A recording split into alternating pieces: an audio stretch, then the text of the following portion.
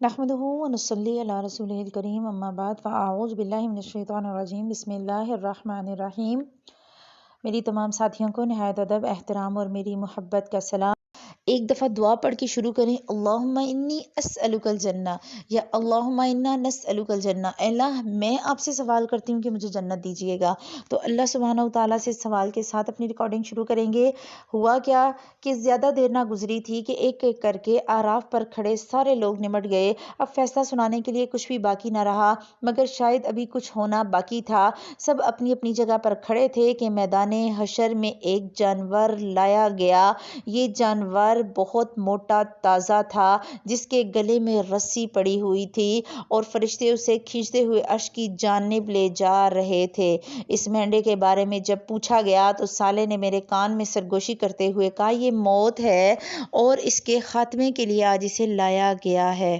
عرش سے اعلان ہوا، اہل جنت اور اہل جہنم سے پوچھا گیا، جانتے ہو یہ کیا ہے؟ انہوں نے کہا، ہاں یہ موت ہے۔ تو اعلان کیا گیا، آج موت کو بھی موت آئے گی، آج کے بعد کسی کے لیے موت نہیں۔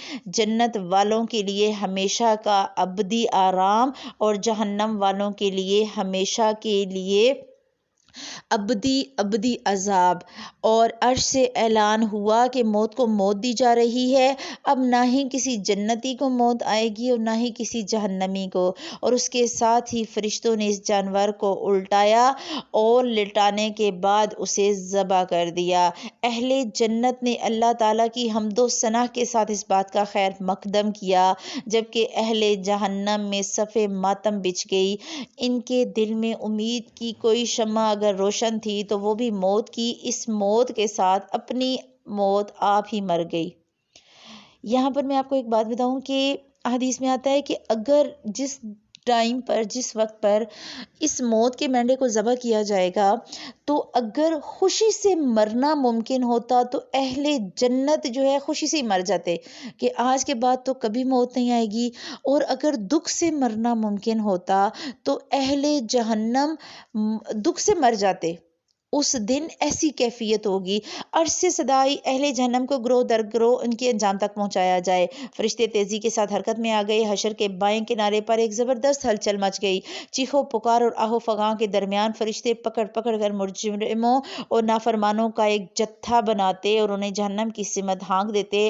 ہر گروہ جہنم کے دروازے پر پہنچتا، جہاں تک جہنم کے داروغہ مالک ان کا استقبال کرتے اور ان کے اعمال کے مطابق جہنم کے 7 دروازوں میں سے کسی ایک دروازے کو کھول کر انہیں اس میں داخل کر دیتے۔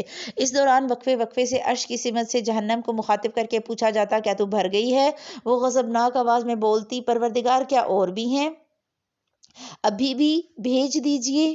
اور یہ سن کر حشر میں ایک آہو بکا۔ یہ آیت آپ لوگ قرآن پاک میں انشاءاللہ پڑھیں گے، جو لوگ ہمارے ساتھ انشاءاللہ والقلم والے گروپ میں شامل ہیں، ہم اس آیت کو قرآن پاک میں پڑھیں گے کہ اللہ تعالیٰ پوچھیں گے جہنم سے، کیا تم بھر گئی ہو؟ اور جہنم کہے گی، اللہ جی اور بھی ہے، کچھ اور بھی ہے تو وہ بھی دے دیجئے۔ یہ سن کر حشر میں ایک اور آہو بکا بلند ہوتی۔ رہ جانے والے مجرموں پر فرشتے دوبارہ جھپٹ پڑتے اور انہیں ان کی آخری منزل تک پہنچا دیتے۔ یوں تھوڑی ہی دیر میں سارے مجرم اپنے انجام تک جا پہنچے۔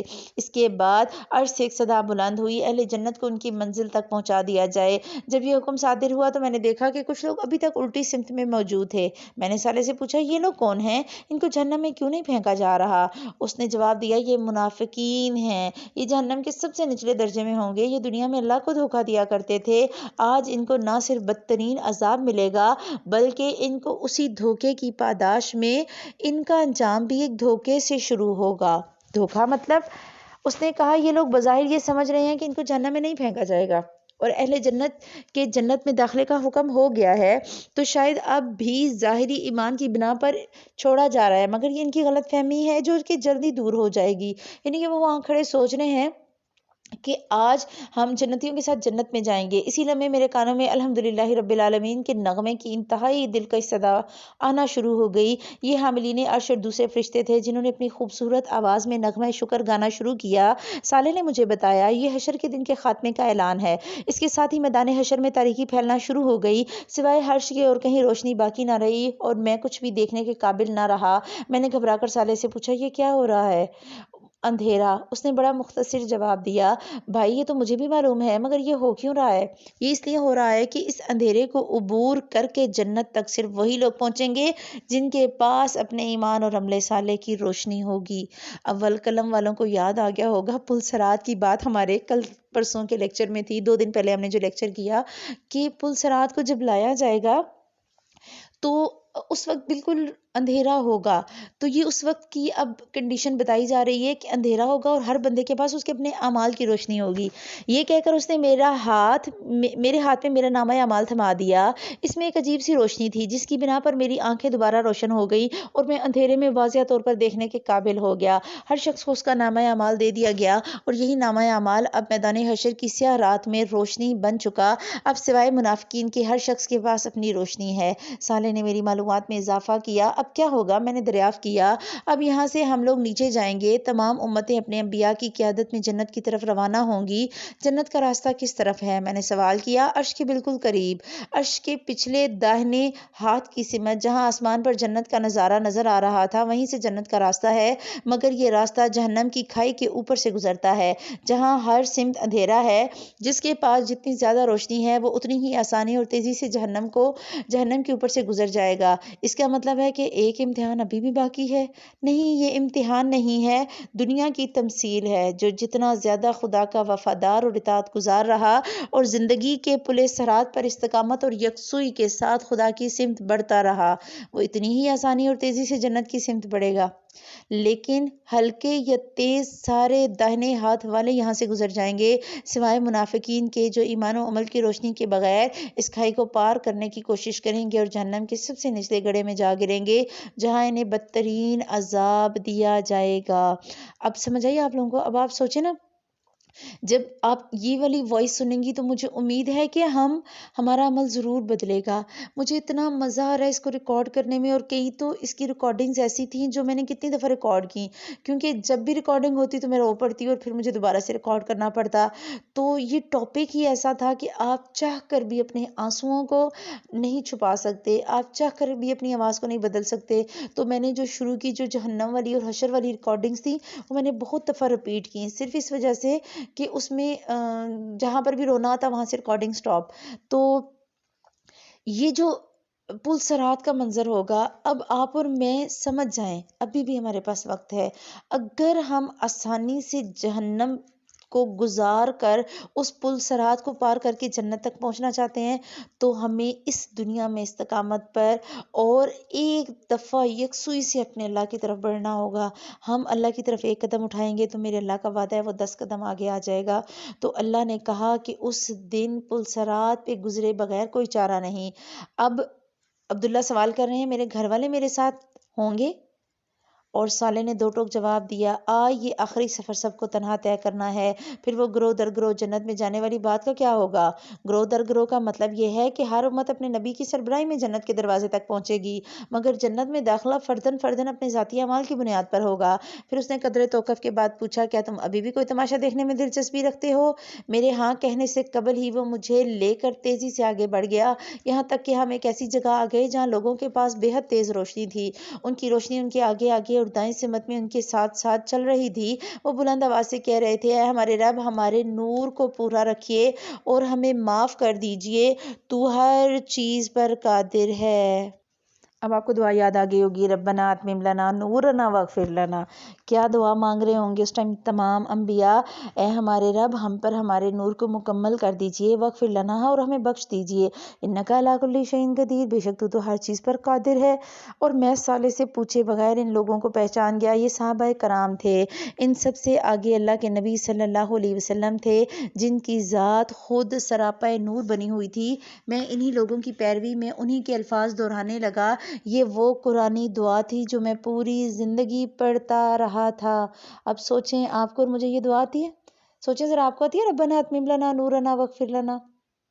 آپ نے اس دعا کو یاد کرنا ہے، جن کو آتی ہے بہت اچھی بات ہے، اور جو لوگ قرآنی اور مسنون دعائیں روز پڑھتے ہیں تو الحمدللہ یاد ہو جاتی ہیں۔ مجھے یاد ہے کہ جب شروع میں میں نے 2005 میں اس بک کو پڑھنا شروع کیا تھا، اور ہمیں ہماری ٹیچر نے کہا تھا کہ آپ نے افطار سے پہلے پڑھنی ہے، اور آلموسٹ مجھے 45 منٹ لگتے ہوتے تھے اس وقت اس بک کو پورا پڑھنے میں، لیکن الحمدللہ اب ایسا ہوتا ہے کہ میں ساتھ ساتھ افطار بنا رہی ہوتی ہوں اور ساتھ ساتھ میری دعائیں ساری قرآنی اور مصنون ساری دعائیں مکمل ہو جاتی ہیں الحمدللہ۔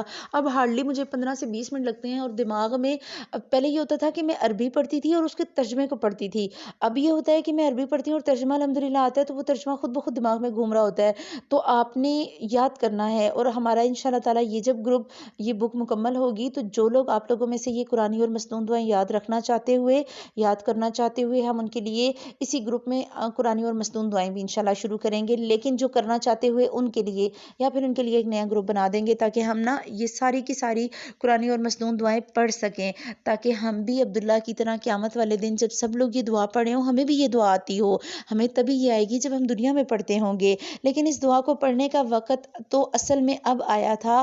ہم اسی طرح چل رہے تھے کہ سالے نے کہا آپ تماشا دیکھو، اس کے ساتھ میں نے دیکھا کچھ لوگ دوڑتے گر پڑتے، صحابہ کرام کے پاس آئے مگر ان کے پاس کوئی روشنی نہیں تھی، انہوں نے آتے ہی دہائی دینا شروع کر دی کہ ہمیں بھی اپنی تھوڑی سی روشنی دے دو۔ صحابہ میں سے بعض نے اپنے پیچھے میدان حشر کے سیدھے ہاتھ کی طرف اشارہ کرتے ہوئے جواب دیا کہ ہم تو یہ روشنی پیچھے سے لے کر آئے ہیں، تم بھی پیچھے لوٹو اور وہاں سے روشنی لے کر آ جاؤ۔ یہ سن کر سارے منافقین جلدی سے اس سمت بھاگے، مگر جیسے ہی انہوں نے داہنے ہاتھ کی طرف جانے کی کوشش کی، انہیں معلوم ہوا کہ یہاں تو ایک دیوار موجود ہے، اور اس دیوار میں بعض مقامات پر دروازے بنے ہوئے تھے جن پر فرشتے تعینات تھے۔ ان لوگوں نے ان دروازوں سے اندر جانے کی کوشش کی، لیکن فرشتوں نے انہیں مار مار کر وہاں سے بھگا دیا، ان کے پاس روشنی حاصل کرنے کی کوئی شکل باقی نہ رہی۔ چنانچہ وہ دوبارہ لوٹ کر صحابہ کرام کے پاس آئے، ان سے کہنے لگے کہ دیکھیے ہم بھی مسلمان ہیں اور دنیا میں ہم آپ ہی کے ساتھ تھے، آپ کو تو معلوم ہے، ہماری روشنی کے لیے آپ کچھ کیجئے۔ پھر جواب ملا، بے شک تم ہمارے ساتھ تھے، لیکن تم نے خود اپنے آپ کو فتنے میں ڈالا، تم اس دن کے بارے میں شک میں رہے اور تمہارا اصل مقصود دنیا کی زندگی تھی، تم نے شیطان کی پیروی کی اور اس نے تمہیں دھوکے میں ڈالے رکھا۔ سنو، نہ آج تم کچھ دے دلا کر چھوٹ سکتے ہو اور نہ ہی کوئی اور کافر۔ یہ سن کر منافقین کو یقین ہو گیا کہ ان کا انجام بھی کفار سے مختلف نہ ہوگا۔ پیچھے جانے میں انہیں نقصان محسوس ہوا، چنانچہ انہوں نے اندھیرے ہی میں راستہ پار کرنے کی کوشش کی، مگر روشنی کے بغیر اس کوشش کا نتیجہ جہنم کی کھائی تھی۔ چنانچہ ایک ایک کر کے سارے منافقین چیختے چلاتے جہنم میں جا گرے۔ اللہم اجرنا من النار۔ جہاں نیچے عذاب کے فرشتے ان کا انتظار کر رہے تھے، ہم یہ سارا منظر دیکھتے ہوئے اور بلند آواز سے یہی دعا پڑھتے ہوئے جا رہے تھے، ربنا اتمم لنا نورنا واغفر لنا انک علی کل شیء قدیر۔ اے اللہ ہمارے لیے بھی ہمارے نور کو مجھنے نہ دینا، اللہ آپ کے اور میرے ساتھ بھی یہی معاملہ کرے۔ آپ نے اس دعا کو ضرور یاد کرنا ہے، برائے مہربانی اس دعا کو ضرور بضرور یاد کریں کہ اللہ ہمارا انجام ایسے منافقین کی طرح نہ کرے، اللہ ہمیں منافقین کے اس انجام سے بچائے اور ہماری بخشش کرے۔ کیوں؟ کیونکہ اللہ تعالیٰ تو ہر چیز پر قادر ہے۔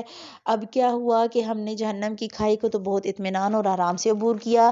اسی عبور کر کے میں نے پیچھے دیکھا تو دور دور تک روشنیوں کا ایک قافلہ تھا جو بلند آواز سے یہی دعا پڑھتے ہوئے ہمارے پیچھے چلا آ رہا تھا، جس کی روشنی جتنی تیز تھی وہ اتنی ہی آسانی کے ساتھ اس کھائی کو عبور کر رہا تھا۔ سامنے افق پر گویا دروازے سے بنے ہوئے تھے جن سے جنت کا منظر صاف نظر آ رہا تھا۔ جنت کے نگران اہل جنت پر سلامتی بھیج کر خوش آمدید کہتے اور جواب میں اہل جنت اللہ سبحانہ وتعالیٰ کی حمد بجا لاتے۔ ہمارے عین سامنے عرش الہی تھا، ہم چلتے ہوئے اس کے بالکل قریب پہنچ چکے تھے۔ عرش کیا تھا؟ ایک بقائے نور تھا، یہ روشنی اور نور کا ایک ایسا سیلاب تھا جس کی حقیقت کو الفاظ میں بیان کرنا ممکن ہی نہ تھا۔ یہاں پہنچ کر ہماری اپنی روشنی عرش کی روشنی کے سامنے بے نور ہو گئی۔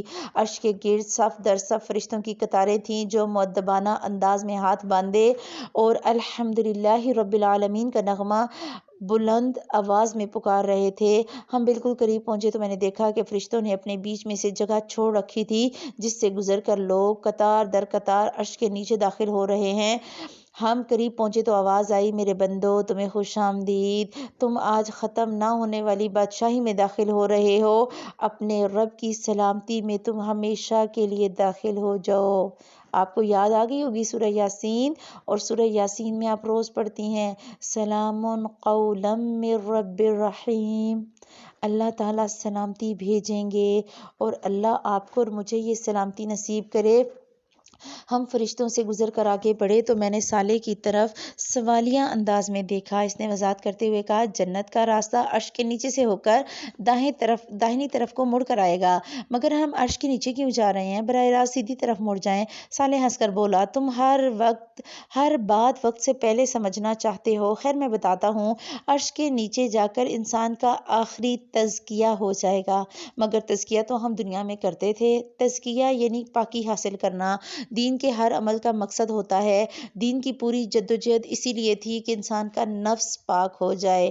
مومن دنیا میں اپنے جسم کو صاف ستھرا رکھتا تھا، وہ اپنی خوراک کو پاکیزہ رکھتا، اپنی عبادات کے ذریعے اپنی روح اور احکام شریعت پر عمل کر کے اپنی معاشرت، معیشت اور اخلاق کو پاک رکھتا۔ شیطانی ترغیبات، نفسانی خواہشات، حیوانی جذبات، یہ سب نجاستیں تھیں جن سے بچ کر بندہ مومن خود کو پاک رکھنے کی کوشش کرتا تھا۔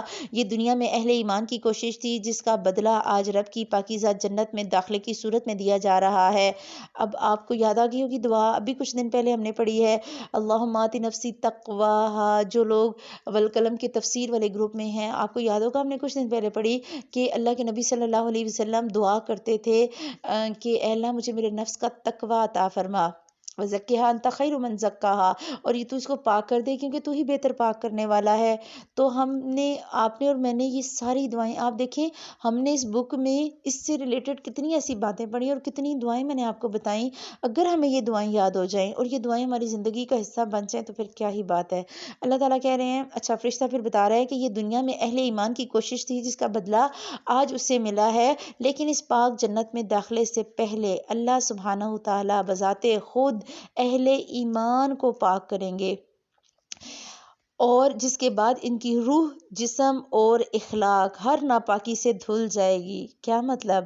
مطلب یہ کہ تمہارا جسم جو دنیا میں خون اور نجاست اور بدبو اور دیگر ناپسندیدہ چیزوں سے بھرا ہوا تھا، وہ نور سے بھر جائے گا، جس کے بعد تمہارے جسم سے فضلات نکلیں گے اور نہ ہی کبھی بدبو آئے گی اور نہ ہی کبھی بدبودار پسینہ آئے گا۔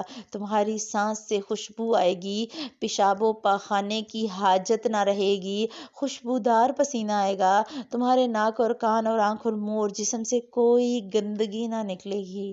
سبحان اللہ، کتنی تعریف نا ہمارے اللہ پاک کی کہ وہ ہمیں کیسی کیسی نعمتیں دے گا۔ اسی طرح تمہارے دل سے ہر منفی جذبے کو، جیسے حسد اور تکبر اور کینہ اور دوسری عورتوں کے لیے شہوت اور نفرت اور تعصبات وغیرہ، سارے کے سارے ختم ہو جائیں گے۔ تمہاری سوچ اور تمہاری نظر، تمہارا جسم اور تمہاری روح، سب کے سب پاک ہو جائیں گے۔ اور میں نے خوش ہو کر کہا، سبحان اللہ، پھر تو جینے کا مزہ ہی آ جائے گا۔